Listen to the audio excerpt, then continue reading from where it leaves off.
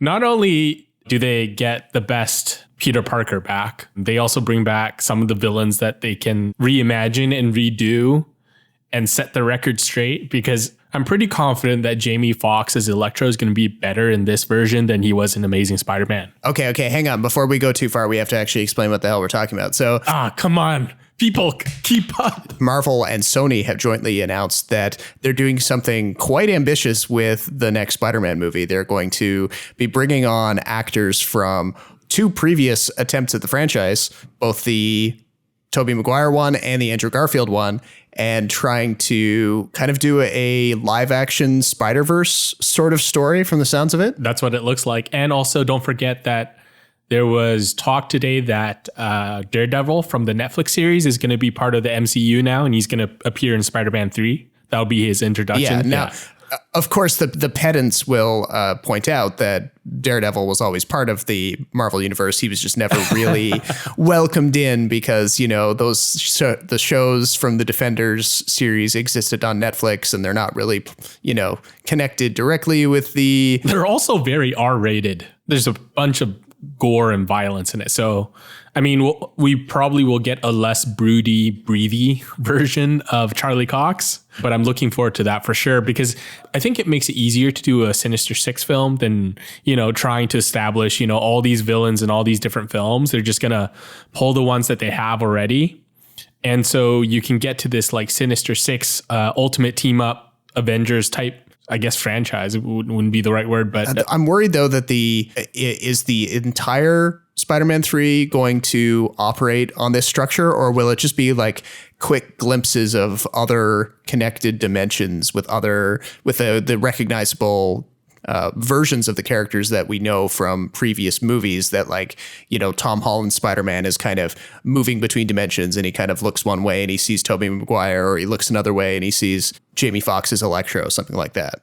Yeah, I think that could happen. I think they're kind of, from the sounds of it, it looks like they're trying to follow the footprint of Into the Spider-Verse, which is still one of the best animated movies I've seen in quite some time. I agree with a lot of people in that it's, if not the best Spider-Man movie ever, it's probably a close second. There's a certain potential pitfall, I guess, that if they go too hard with all of these other versions of Peter Parker and his villains, that it can kind of crowd it, because that's always been a problem with Spider-Man sequels, where they'll put 3 villains in a Spider-Man sequel and you won't care about any of them because they'll be hogging the spotlight from each other. But I think it's definitely still going to be a Tom Holland focus movie. I think we will just find out more about the Spider-Verse, which they kind of teased in Far From Home, right? Because of the plot line where they find out there's different worlds out there. There's a tease about it. I can't remember the exact context, but there was.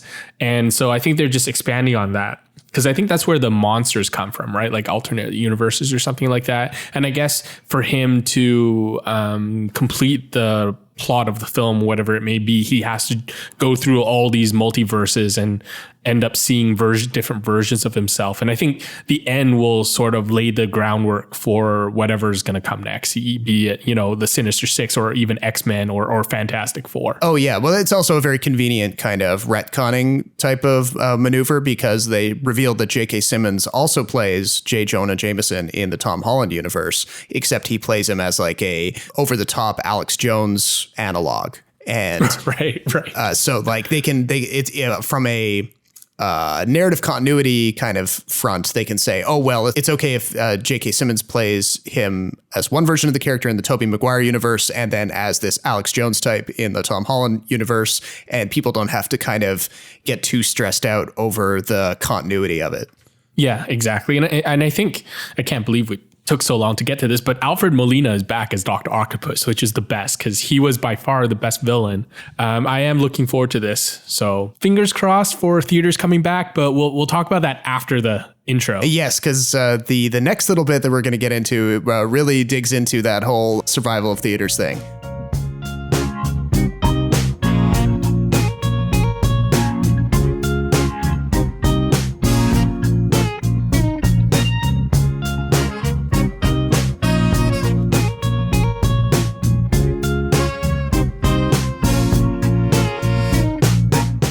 Welcome back to the 87th episode of the Extra Buttery podcast, a free-flowing conversation between two guys who love movies and TV.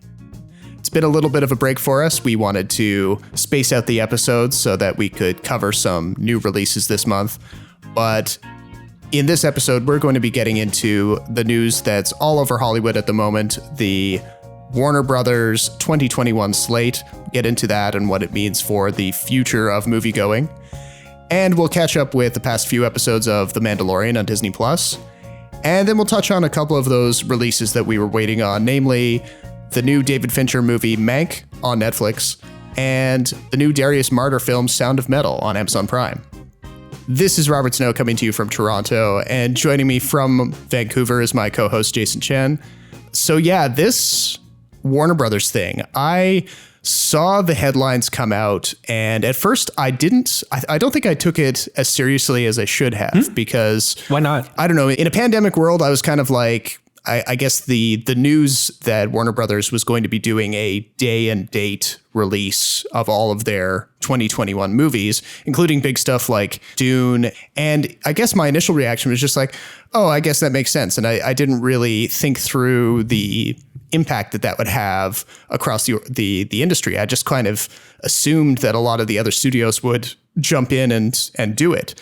But I was very wrong on that, because it's really lit a match under a whole bunch of different connected industries in Hollywood. And it's got a lot of people very, very angry, namely a lot of agents and managers and people who stand to make profits off of the box office performance of certain movies. Of course. And big name directors too, like Christopher Nolan waded in a couple of days after the initial announcement and totally destroyed Warner Brothers with his take on it. But he's starting to get annoying.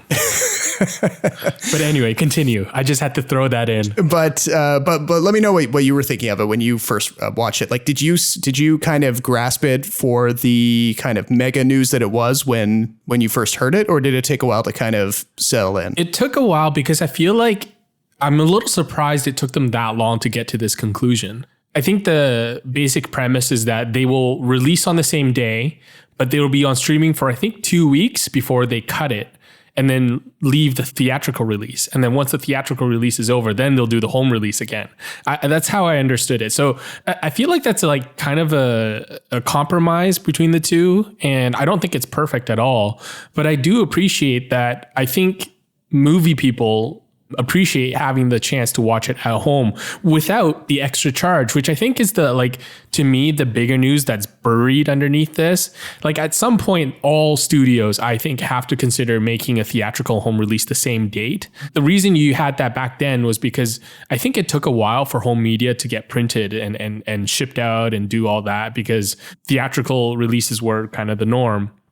But without having to charge people that extra dollar like Disney Plus did with Mulan, I think really can precipitate a lot of these studios getting millions of people to subscribe to their service. And I think that's what the end goal is, right?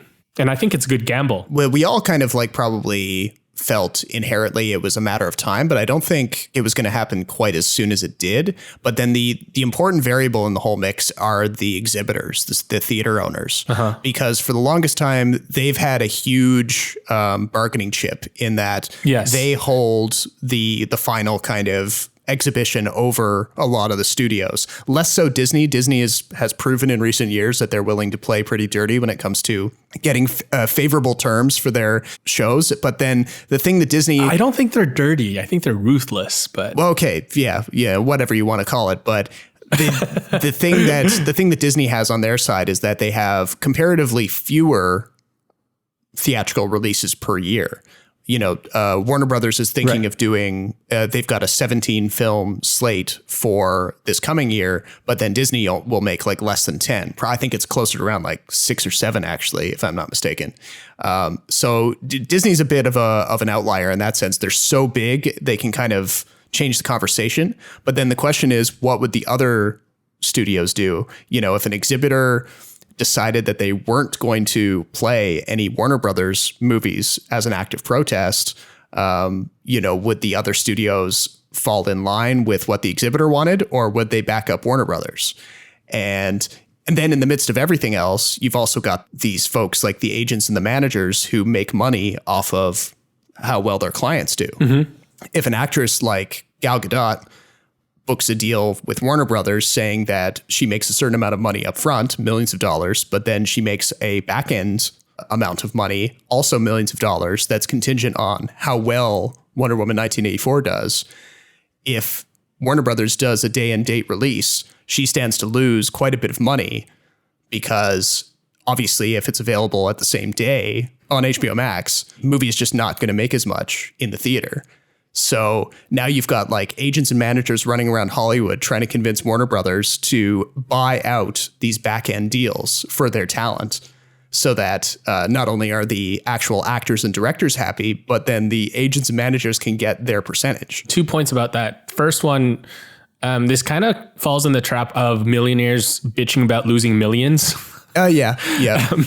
I mean, these most of the time, if you can negotiate a cut of the box office, it means you have quite a bit of pull, and like the movie does depend quite a bit on you. So usually it's only the elite who can command that kind of clause.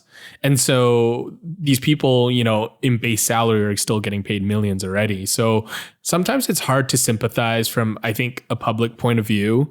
The second is just Hollywood in general is just so cutthroat and competitive. I think this could all be resolved if at the end of the day, all their goals are aligned. Their goal is to make as much money as possible. And the sooner they figure out that maybe they could work together to achieve that goal, maybe, the sooner we can reach a conclusion. But in my sense, with, the amount of egos and money that gets thrown around in that industry, I don't think there will be a lot of compromise or teaming up to be done. I think Warner Brothers took a huge gamble. And I think all the other studios are probably just going to wait and see how it turns out, because we're not too far away from Wonder Woman, right? Yeah. If HBO Max can get a lot of subscribers and down the road, maybe movie stars and agents, they'll negotiate viewership on streaming services as well as part of their compensation. It seems a little rushed for other studios to make a decision either way. If I was like the head of any other studio, I'd say, you know what, let's wait and see how this turns out. I am pretty hopeful that Warner Brothers is going to pull it off. But I'm not sure. The other part is theater. So on a personal level, I don't care much about the big corporations like Cineplex or Cineworld. I always prefer like the neighborhood or the independent theater. If, a lot of theaters go out of business, I think that's just like a changing of the times. It's just something I have to accept. I'm not going to stop going to movies. Of course.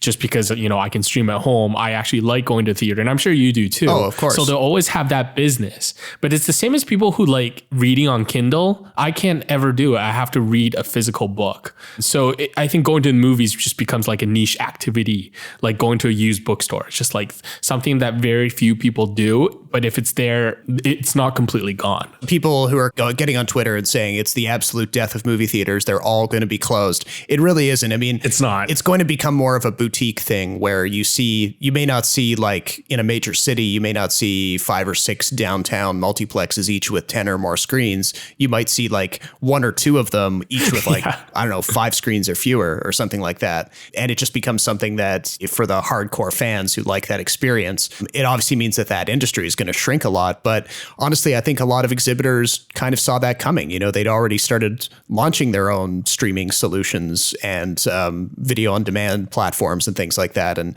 the margins obviously aren't quite what they would be in full size exhibition. But I was also going to say, I mean, like, I guess they're adapting now, but they are in reality late to the game. Like they should have done this, 5-10 years ago, at least. Right. I got to say too, like as Canadians, we get screwed on this, don't we? A little bit. Yeah. Because I don't think we get Wonder Woman on release day. And because of God knows what happened with the negotiation or CRTC or whatever it may be, Canadians who subscribe to HBO Max on Crave also may not get movies on release day. And I think that is such a terrible oversight, a lack of care when it comes to your viewers.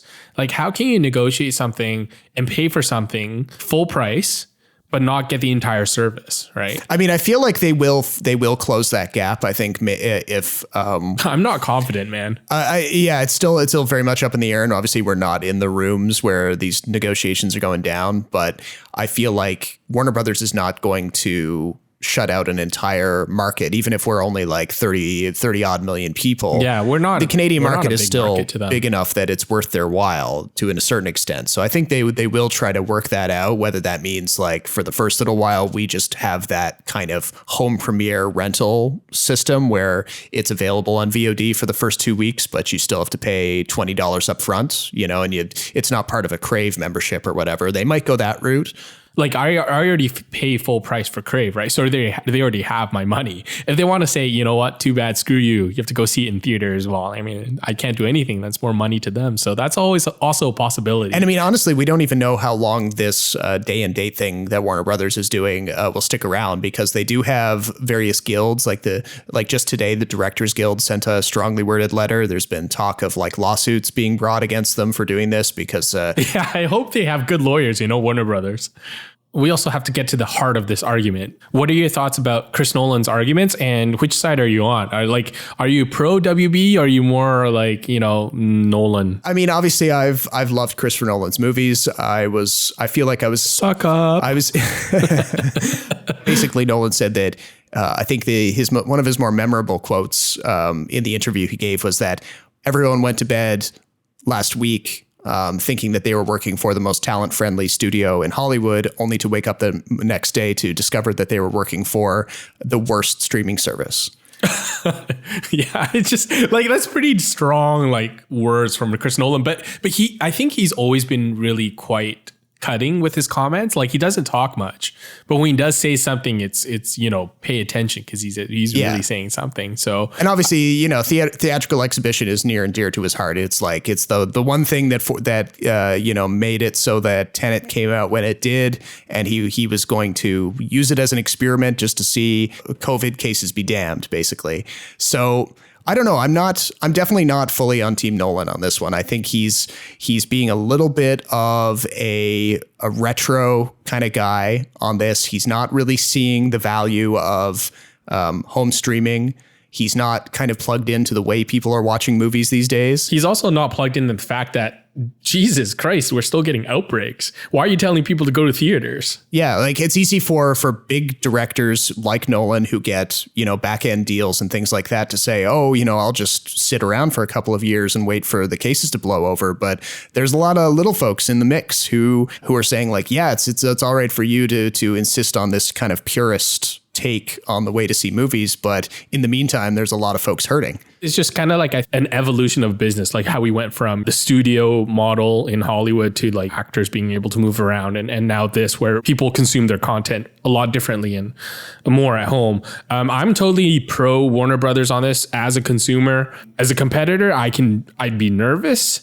As someone who works at Warner Brothers, I'd be nervous, because if this doesn't go well, it could cost me my job. But as a consumer, like, yeah, I think this is long overdue. I really think it is. As a consumer, I would gladly pay to watch it at home for, you know, a decent amount of money if I can get it on release day. Oh, yeah. I think when directors bitch about, you know, oh, the sound quality won't be the same, oh, the image quality won't be the same, because, you know, people don't have those kind of systems at home. I think that it's borderline Tarantino, where he's like, you know, film should be this, and, you know, digital should be that. I get the purist argument, but I mean, to some people, the story and being able to watch it matters more than, you know, the sound quality, the image quality that they may not get. No, this is Nolan being saying like, I want it to watch you this way and this way specifically, because that's what it's meant to do. Yeah. And sometimes you're just like, you know what, Chris, I can't, and I don't really want to. I may, but please give me that choice. I think that's the sort of friction there. Yeah, 100%. And he just seems to be saying like, oh, well, a movie only exists when it first comes out. Yeah, that's just ridiculous. Anyone who wants to rewatch it after it leaves theaters, assuming you know, the older model is in play, anyone who's watching it after the fact, any of those screenings are not worth it, you know? Yeah. So, I mean, if he was so adamant about this, why didn't he film the entire Batman trilogy in IMAX? Like, cost be damned, right? Yeah. And force theaters to only exhibit it in IMAX and not make any prints of it in any other format. Yeah. So, yeah, I don't buy it. But anyway, let's move on to happier things. Mandalorian. Yes. So it's been... Okay, we need a segue. What would be a segue from Chris Nolan or Batman to Star Wars.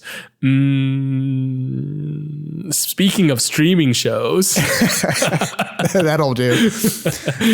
Yeah, so speaking of streaming shows, it's been 3 weeks since our last episode, as we mentioned in the intro. So there's been a lot happening on The Mandalorian in those 3 weeks. He needs your help. The Jedi Order fell a long time ago. So did the Empire, yet it still hunts him. Long live the Empire. Long live the Empire.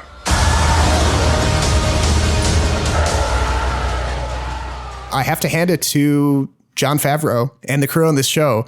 Unlike some shows out there, they are not stringing us along and teasing us with little bits of information that they don't plan to deliver on for seasons to come. They are, Yes.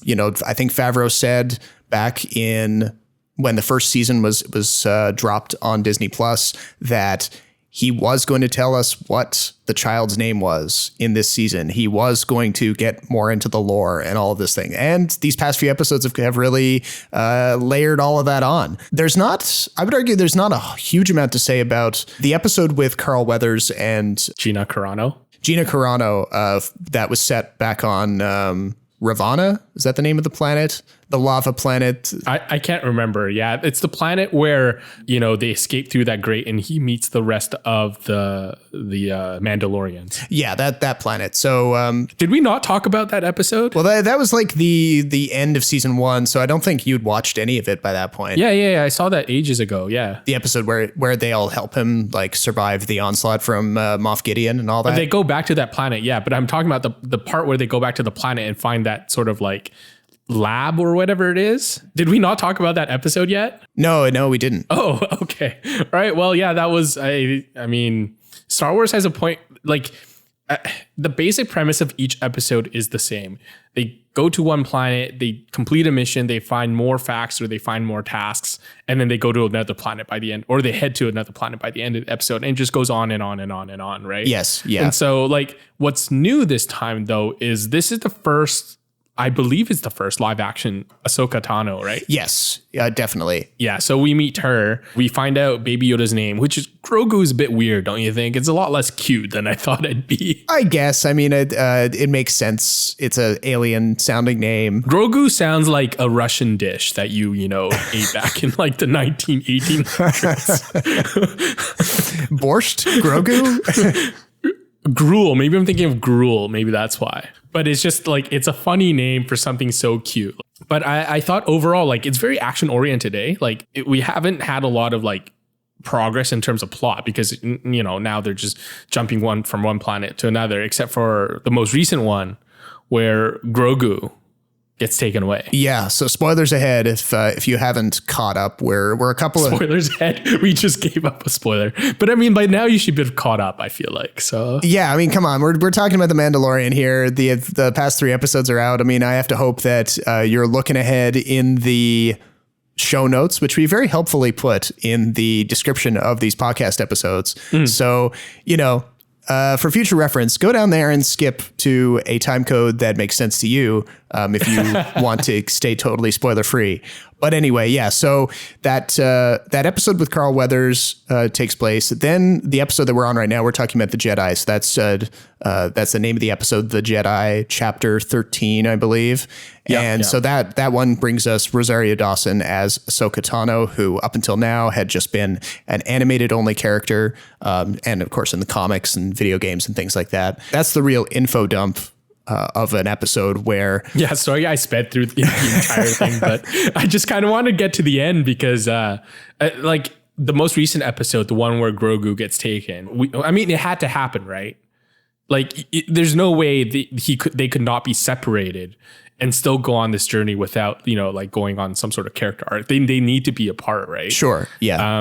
And I think it's like a trope where like, if you think about Batman, I remember one of the things that Chris Nolan said about The Dark Knight was that the Batmobile, the Tumbler, had to be destroyed. And so that's what happened with Mando's ship. What's it called again? The Razor Crest. Right, the Razor Crest. So that's like a real turning point in a lot of, I think, superhero films where like the vehicle, the craft is sort of like a side character because it kind of eliminates the partner he depends on the most. And I think it gives the audience something like a real genuine shock, because when the Batmobile gets destroyed and when Razor Crest gets destroyed, there's a bit of a shock, an emotional hit that you get. Yeah, and it definitely gives Moff Gideon's character a bit more teeth, because it shows that he's not he's taking whatever tactics, or he's using whatever tactics are available to him. And we know in that episode, at first it feels like the Mandalorian, who's teamed up with Boba Fett. Who is badass for once, finally. Yeah, I wondered if you were going to bring that up. But yeah, the battle is going in the Mandalorian's favor. They're knocking out all of these useless stormtroopers with the help of Fennec Shand and Boba Fett.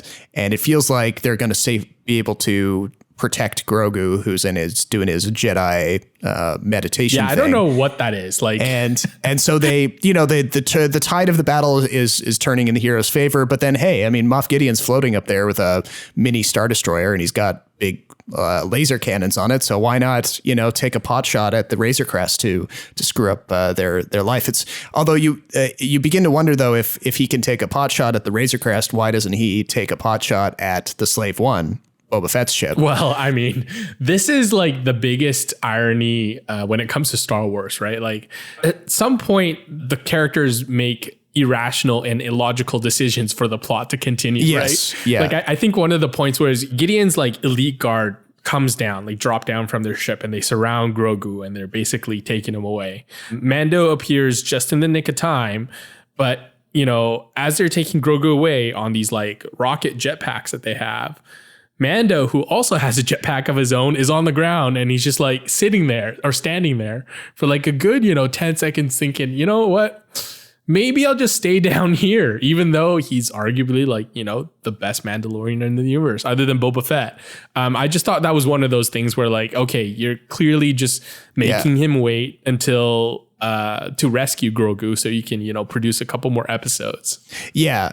They're obviously stringing things out a little bit. I mean, I know I started the segment by giving Favreau and company kudos for, It's a great show. It's still a great show. Yeah, but obviously they are very much at the mercy of certain screenwriting kind of tropes where they have to to kind of do the rising and falling action and all of that. Yeah, exactly. That's why they had to destroy the Razor Crest. So I guess we've reached the point of this Mandalorian segment where you get to ask for Wookiepedia stuff. I didn't really have any questions. I didn't know this segment was going to be a thing. You got to warn me ahead of time. I do have a question though. Okay. Or several questions, I guess, because I knew it. Well, I figured I'd just wait and ask you, or wait until you prompt me.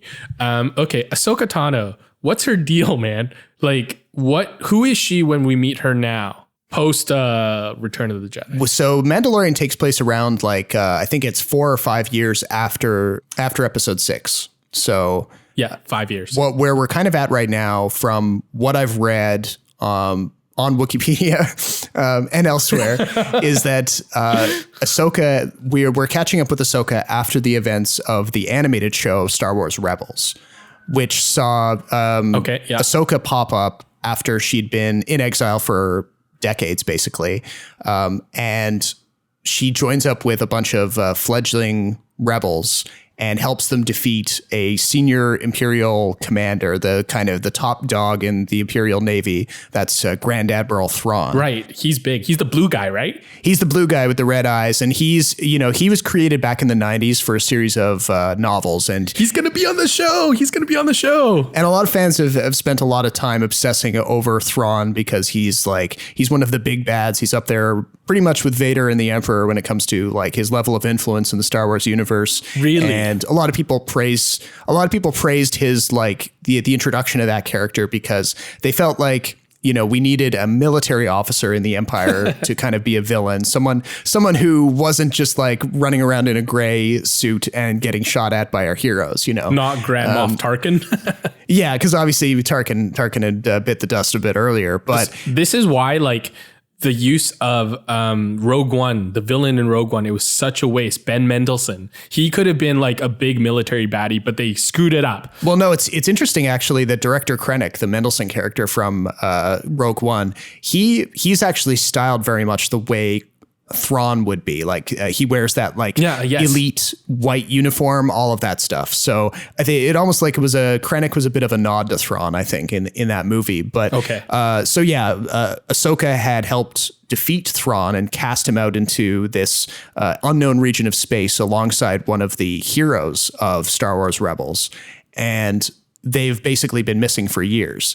And so when we catch up with Ahsoka Tano on The Mandalorian, she's still searching for her friend, that rebel.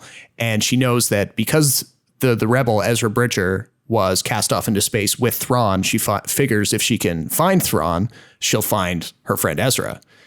Fan casting you want to do for Thrawn? Thrawn is I don't know Thrawn that well, but he always gives off that, like that really sinister, but really smart villain vibe. Like he's not going to beat you with physical power, right?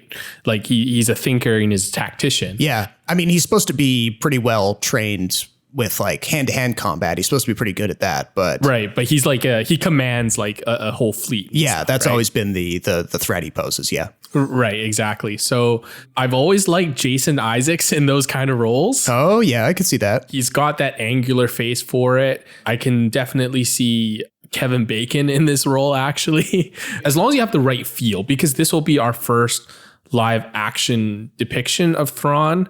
I think you could go in a lot of directions, but I see someone who's tall, skinny, angled chin, really sharp, not a lot of facial expressions, kind of type of person in that role. Yeah, that makes sense. I saw a few people doing like fan art of Benedict Cumberbatch in the role, but I feel like that's too obvious of a choice. I mean, he's already played Khan, so I feel like... And he's never villainous to me. Like, whenever he plays the villain, I'm never threatened by this guy. Your name rhymes with cucumber patch. Like, I can't take you seriously.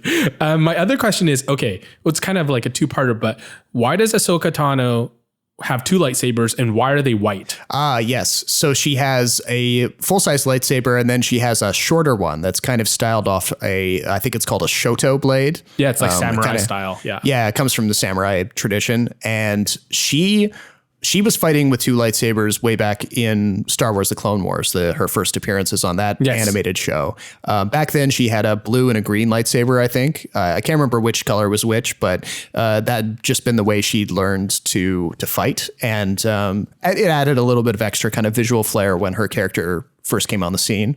When she leaves the Jedi Order at the end of Star Wars Clone Wars and kind of goes off on her own, she's sort of, she maintains her like connection to the Force and keeps her ability to use Force powers and keeps her lightsabers. But in a sort of symbol of her rejection of the Jedi Order, she changes the color of the blades to white. Well, why did you want to kick her out again, though?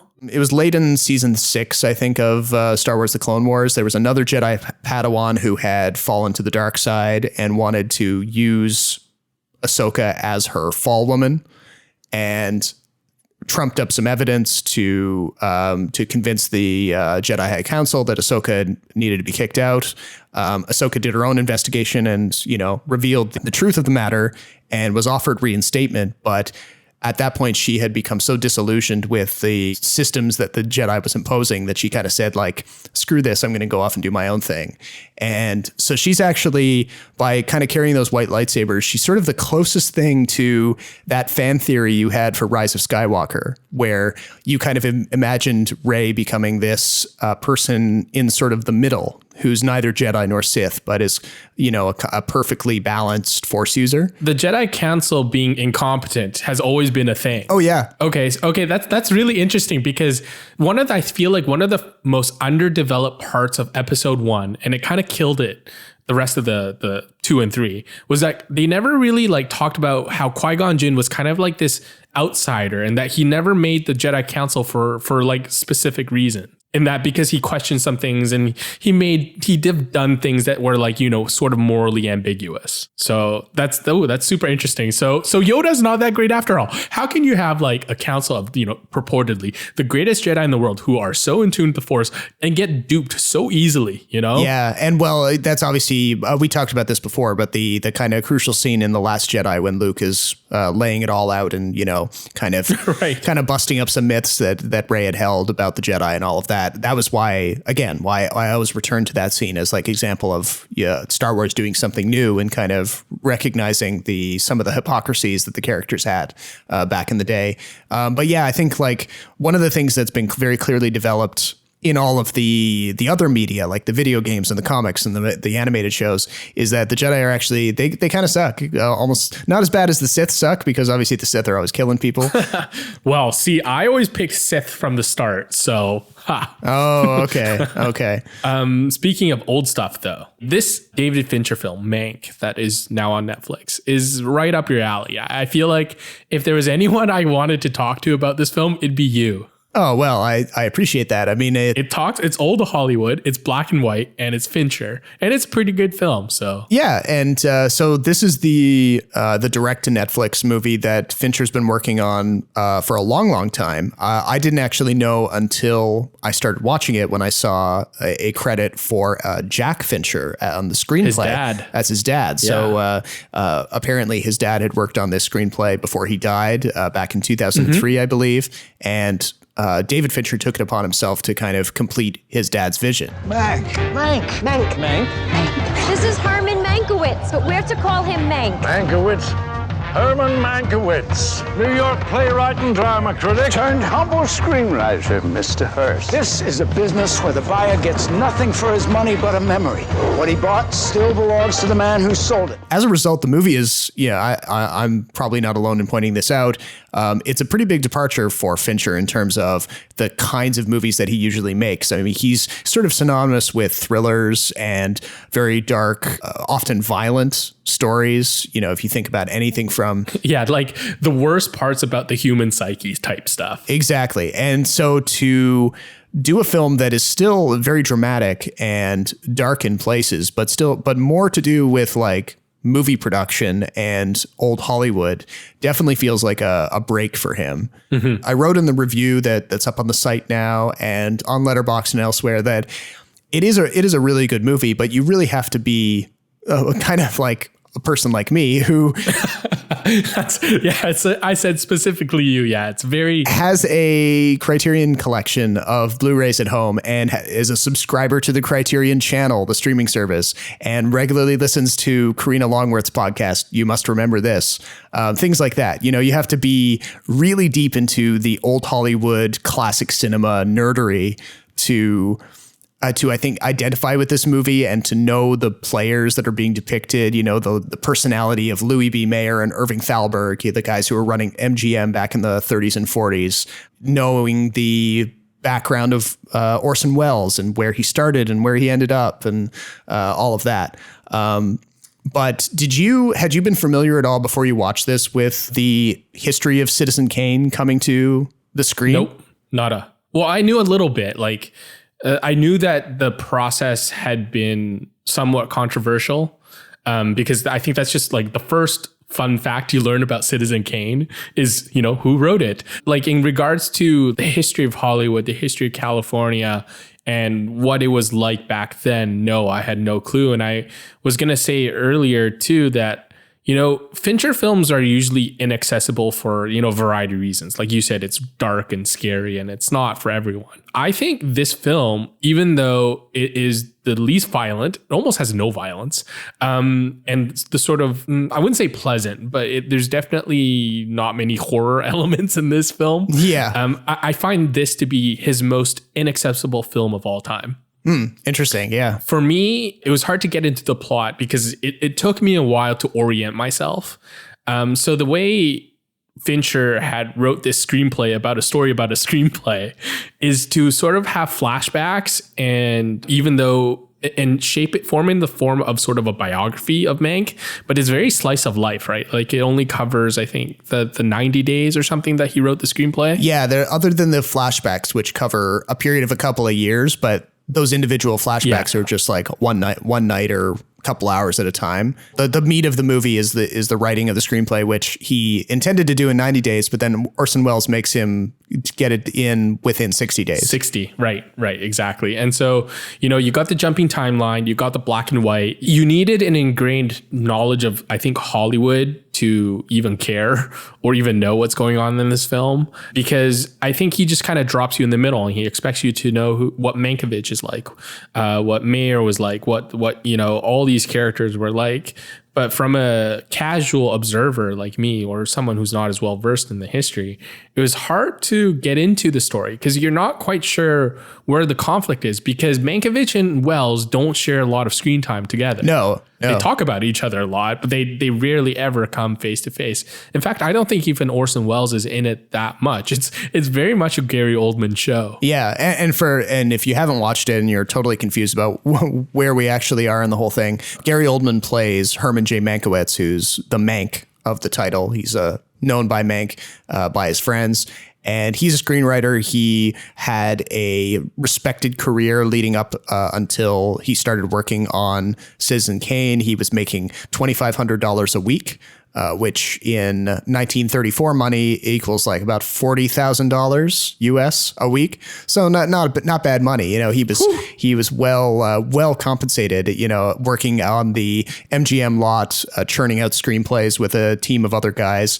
But as we see, he's a bit of his own worst enemy. So starting at around 1934, when those flashbacks are primarily situated, he's increasingly at odds with the very Republican-leaning studio bosses, Louis B. Mayer and Irving Thalberg. Mank is a more progressive politics kind of guy, and he sees how the studio bosses are using all of the resources at their disposal, all the talent, all the money to kind of sway the California governor's election, the gubernatorial election. And Mank is increasingly disturbed by this. He tries various methods of trying to subvert it, but then he crosses paths with William Randolph Hearst, who's the major newspaper tycoon in the movies, played by Charles Dance from Game of Thrones. And he discovers that at the end of the day, he's just a screenwriter and he doesn't have a whole lot of clout other than, he's kind of popular at parties because he's a quick wit and he can make cutting remarks and entertain people. But as soon as the chips are down and the real power is being handed out, he doesn't have a lot of it. And so he gets increasingly frustrated, and the movie suggests that this builds and builds and builds, and he alienates more and more of the powerful people around him. And in response, he decides to make Citizen Kane about William Randolph Hearst, or at least be inspired by. And of course, people have been arguing about this for decades, just how much was Citizen Kane inspired by Hearst and his wife. And as a viewer, you really are your enjoyment of the movie definitely hinges on how many of these little details how much Wookiepedia you want to dive into once the thing is done. And how much you care about how this like one little chapter in the history of Hollywood and how it might affect the movies that we're seeing today, if at all. Yeah, I think that's a good way of putting it, actually. So for that, I called it a good film because technically anything Fincher does is excellent, right? So I love the cinematography in this. I think the script is okay. I think part of it has to do with the plot. The acting is obviously great. Citizen Kane, when it was being written and when it had been written, was it true that it was, like all the execs believed that Mankiewicz had really written the greatest thing ever? I think on a craft level, they probably saw how innovative it was in terms of using flashbacks and stringing together all of these narrative devices and all of those things. They probably looked at it and said, wow, yeah, this is unlike pretty much anything that is being made these days. Because you have to remember that Citizen Kane pioneered a whole bunch of storytelling devices that just weren't being used in movies at the time. Right. You know, around that period of time, movies were still seen as like cheap entertainment, and you were seeing a lot of like They were very linear. yeah, and very linear and very, you know, you weren't seeing compression of time or characters over their whole lives and or subtext of any kind. So the fact that it's all kind of happening in this one big magnum opus was probably quite something. But then the question is, and this is what people have been fighting over partially for so long, is how much of that was Mank's idea and how much of it was what Orson Welles did to it after he shot it and after he edited it. Right. Because, of course, a lot of the stuff in the final Citizen Kane movie happens in editing. So you have to, you know, people have to kind of question like, all right, how many drafts of the script were there? And there have been whole film scholars just like poring over it for so long because no one can really agree, like, you know, how much of a movie's final quality is determined by the first version of the script that's turned in. I do think that Fincher makes a note of saying that this was mostly Mank's idea, though. To an extent, I do agree with him, but I think Citizen Kane, if it was pure, like if the genius of Citizen Kane was purely Mank, then that kind of elides all of the stuff that Wells and his production team were doing with the camera and with the performances and all of that. So it's it's a bit tough. And obviously Wells didn't have the same relationship with William Randolph Hearst that Mank did. So yeah, it's easy to see how you can kind of go back and forth on it and argue one way or the other. As far as the movie is concerned, it does have some interesting things to say about, you know, the writer's place in the process and how much of a contribution they make and how they're valued by the movie industry. Just drink a lot. You'll write a beautiful screenplay.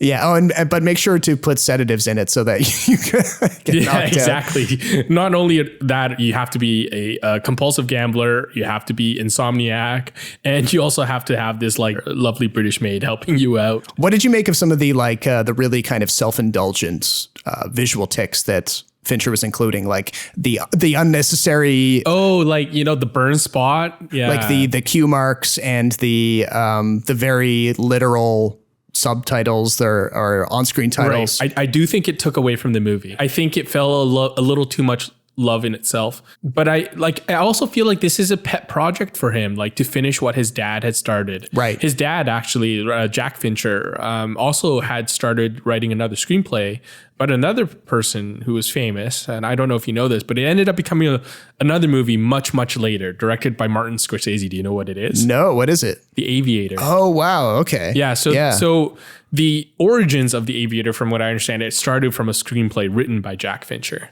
So I guess it kind of runs in the family. But yeah, I mean, starting from the fact that this feels very offbeat for David Fincher, not that any of the technique is, you know, like he still has this great attention to detail. But it does feel like this is kind of a project that he just wanted to finish for personal and sentimental reasons. And that this isn't really truly representative of what his films are generally like. Did it meet your expectations though? Because this came in with quite a bit of hype. The one takeaway I had was that even with limited screen time, I thought Amanda Seyfried did really well. Gary Oldman, I thought, was fine. He was good as always, but not for me a particularly outstanding performance. And it kind of fell below my expectations because I guess in my mind, I had imagined something different because it was David Fincher. I mean, it is kind of what I expected. I mean, knowing the topic, I don't think I fully wrapped my mind around how different it would be from Fincher's other movies. I just, you know, I kind of got wrapped up in the story that they were. You nerd. Yeah. So, I mean, obviously I'm biased in that sense, but it's definitely about as good as I expected. I expect now that being the kind of buzzy director-driven type of movie that it is, it might get some attention at the awards in a couple months' time. It's not a front runner though. No, I wouldn't put it up with like Best Picture or any of the acting categories, but I can see it being competitive in some of the technical ones for sure. Yeah, definitely for something like screenplay or cinematography or, you know, all that technical stuff that Fincher is so good at. Yeah. Speaking of technical skill in film, the next film we're going to talk about makes really great use of audio, and it has to because it's a movie about a metal band drummer who suddenly goes deaf, and it's called Sound of Metal. We'll come back. Till then, Lou, we just keep going, okay? No. Lou, let's play tomorrow. Let's see what it's like, okay? I'm gonna be like a click track. You can play to me. You have to understand, your first responsibility is to preserve the hearing you have. I can't hear you. Do you understand me? I can't. I'm deaf. I'm deaf. Did you watch this? I did. I watched it. I've been looking forward to it for some time, actually, because It's a 2019 film, right? Like first release, yeah. it first hit this festival circuit in 2019. It was at TIFF in 2019. I couldn't get into it. I can't remember why. I think the screenings that they chose for it at the festival didn't work out with the rest of my schedule or whatever. So Damn them schedulers. it just dropped off the map for the past year, and then Amazon acquired it, and Amazon's putting it forward for what resembles an awards season push, basically, scheduling it in the early part of December. And You watched it on Amazon Prime? I did not. I thought it was going to be on Amazon Prime. Yeah, I was going to say, it's not available on, if you're in Canada, guys, it's not on Amazon Prime because, once again, Canada gets shafted. Yes, I'm very frustrated by this. This also applies to their rollout of the new Steve McQueen movies, Small Axe, or it's a TV show or a movie. Nobody can agree on what it is. But yeah, unlike Netflix, Amazon's been doing a thing where they don't always do an international release of something across all the territories on the same day.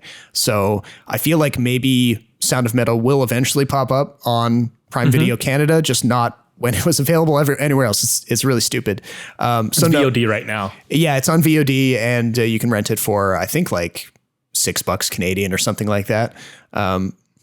But yeah, I've been, after reading the logline on it and then watching the trailer back when it was at TIFF in 2019, wanting to see it all this time.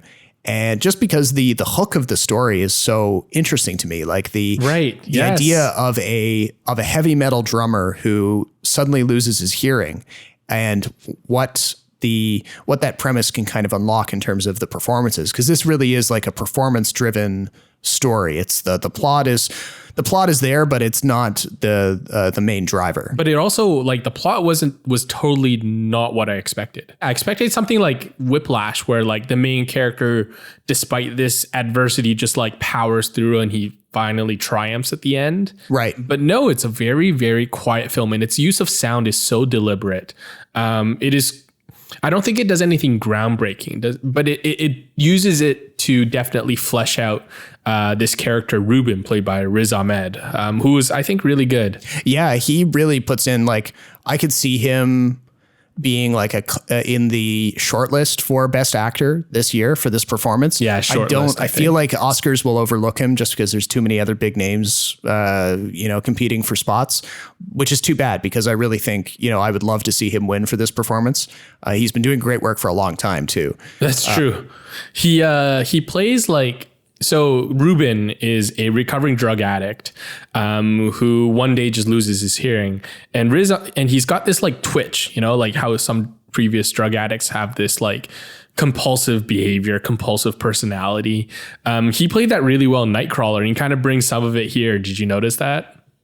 Yeah, I didn't really pick up on a specific tick or anything, but yeah, the intensity and the kind of hauntedness in his eyes, that was definitely there. There's a scene where he's at this camp for deaf people, and he's asking the camp leader for something, and he's kind of twitching and he's fidgeting about, because he knows what he's doing isn't 100% kosher, but he's doing it because he needs it. He needs to fulfill this emotion that he has. And so the crux of the story is that he and his girlfriend are the two-person band, and she's played by Olivia Cook, and because he goes deaf, she goes on touring alone, but he doesn't want to leave her.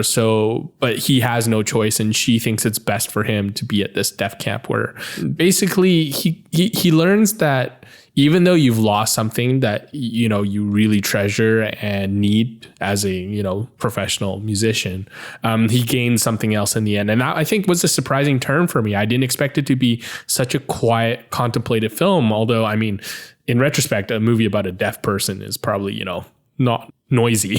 Yeah, exactly.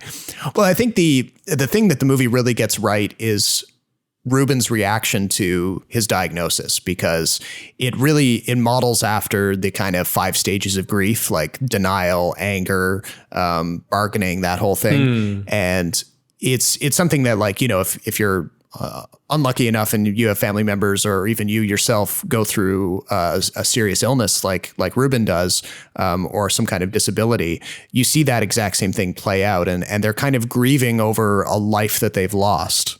Even though they're actually like physically alive, they've lost so much. And the anger with Ruben is so palpable, and the bargaining sets in when he starts kind of desperately searching for a fix to his solution, kind of like, you know, and this is like where a drug addict. Yeah, exactly. And the behavior, like the emotions and everything, feel very familiar in that sense. So that's right on the money. Like, I feel like that was a very smart way to frame it. And what he's being told in this program by the leader, Joe, played by Paul Rassi, I believe is the guy's name, is that, you know, this disability, this loss of hearing is not something that should be fixed. It's something that you have to learn to live with, and that, you know, you need to find a sort of inner silence that comes from accepting what's going on. And Ruben, that's the biggest struggle for him. And he starts lashing out, and he wrecks the RV where he lives with his girlfriend, and he starts investigating surgery that could correct it. And without spoiling anything, Ruben makes a decision late in the movie to pursue some of his research, and the heartbreak on Joe's face when Ruben tells him what he's done. Ruben might as well have told him that he had just gone on like an all-night heroin binge. Like like Joe treats it the same way, and it's like the actor playing Joe, like you really feel it. Like that was your Academy Award acceptance reel, if there was going to be one, just because the scene was that dramatic. I would compare it more to like telling him about the loss of a child, because I think Riz Ahmed's character really becomes like a big part of his community, right? Yeah. But he has these principles that he cannot compromise in order to preserve the greater good. So this movie is directed by Darius Marder, and this is his first feature film. He had previously done a documentary before this. And Derek Cianfrance is credited as one of the writers of this movie. And he did The Place Beyond the Pines, which we've talked before on this podcast. And so you do get, once you know that, I think you do get this feeling of like, oh, okay, so it's going to be contemplative. It's going to involve multiple generations. It's going to be a little melodramatic at sometimes. I think I found the ending a little melodramatic. Fitting, but melodramatic. Did you have any thoughts about that? On the ending, yeah. I mean, it's obviously open-ended, and without spoiling anything, you know, they suggest that Ruben could go in a couple of different ways, you know, once the credits roll. But the lesson he learns from Joe that comes back to him. Yes, it's clear that he's gone through some kind of evolution, which is, you know, kind of essential to the development of his character. So I think that's good. Exactly. Yeah. Were you interested that Matthew Almaric makes a cameo appearance or an extended cameo? I know. Okay, so I didn't know about that beforehand. No, neither did I. I didn't know he was in it at all. But when he popped up, I thought of you, because I know that there was one like festival movie you saw with Matthew Almaric recently that you hated. Yeah, it's like some pretentious French director. The movie is called Ismael's Ghosts. Ah, yes. Okay. And I went to see it for Marion Cotillard, but for the entire length of the film, I couldn't help but just want to punch Matthew Almaric. So while I was in the process of like ordering this movie, I saw his name pop up on the credits, and I was like, please don't be a big role. And by the time I get in the movie, like, because he doesn't appear until the very end, basically the final act, I was kind of relieved that I didn't see him. But once the Riz Ahmed's character goes on this like final journey to find Lou, I was like, okay, all right, I get it, because she mentioned she had a European father. Olivia Cooke is this character who supposedly, or who has this Belgian father, and, you know, I don't know who her mother is, but she talks in a specifically like American accent, and it kind of threw me off a little bit. Olivia Cooke is English herself, but she's been working in the States for a while, and I would say she has one of the better non-specific U.S. accents for someone her age who's originally from the UK. She can feel like your average American 20-something. But I see what you mean though. There are certain vocal things that she does where, you can still pick up, some European background. Mm-hmm. And there's like little details in there. Like, for example, her character in the opening shot where they're in the bed, she has like cuts on her arms and you're like, okay, all right, there's something there. So it does make all these characters believable. But again, like I referenced The Place Beyond the Pines because there's a generational story there. Matthew Almeric is that generational story where him and Riz Ahmed sort of sit down at a table and they kind of talk about their past and what had gotten them there. And you find like finally a lot of things end up making sense. But I thought Almeric was actually good for a limited time. He plays a character that I imagine that I can see him playing or see him be.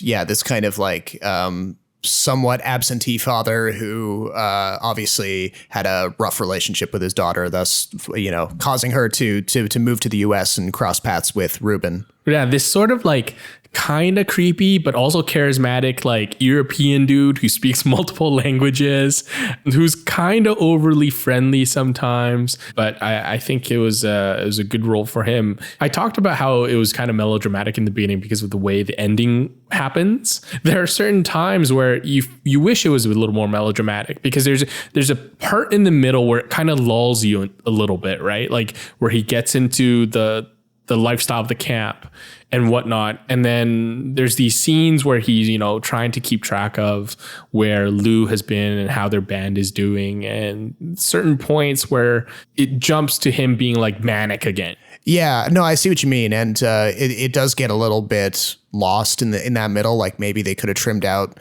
5 or 10 minutes of that stuff and it might have felt a bit snappier. But still on the whole, like again, in a year when we've been kind of starved for performance heavy indie films that are telling interesting, relatively new stories, I think it's definitely a standout. And I'm glad that Amazon picked it up. I don't like we were saying, I don't know that Amazon's going to clean up any awards with it, but I would like to see more from Darius Marder. I'd like to see what he does next. And then, talking about what's coming next, we have the end of December, the end of the year coming up, and there are all sorts of random movies that are kind of crowding into that last week and a bit of the month, as it often happens. Those Christmas releases in years past, they would be the real awards contenders. A lot of people would be rushing out to theaters to get away from their relatives over Christmas. We've got Wonder Woman 1984 coming out. We've got one that I'm quite interested in, Promising Young Woman, the Tom Hanks starring News of the World from Paul Greengrass, and many, many others. So there's going to be a lot for us to talk about. And I think we're going to devote our last episode of 2020 to a few of those. So it might come out a bit later than it otherwise might. It may so happen that we'll have one episode going over all the movies that we caught up on with their Christmas Day release dates or thereabouts. And then we might have another episode where we wrap up the year and we talk about, what we've seen this year and what we feel like are really the best movies. Yeah, we'll definitely do a 2020 retrospective such as it is. It's going to be a little bit spotty than maybe previous versions of that episode would be just because of how stupid this year is. But yeah, we're still going to do it because I think in spite of all of the cancellations, there's still a lot of good stuff to talk about. And we'll have the benefit of the whole kind of oversight of the whole year at that point. But yeah, so if you are curious to read a little bit more about what we think about these movies that we've just been talking about, Mank and Sound of Metal, you can head on over to kinetoscope.ca where I've got full reviews of both of those. And we'll probably try to get a season review of season 2 of The Mandalorian up at some point this month before the next episode comes out. So keep your eyes open for that. Check us out on Twitter at JasonChen16 and at JRobertSnow. Drop us a line. Give our podcast a like, subscribe, do all that good stuff. My name is Jason Chen in Vancouver. And my name is Robert Snow in Toronto. Thank you very much for listening, and we'll talk to you next time.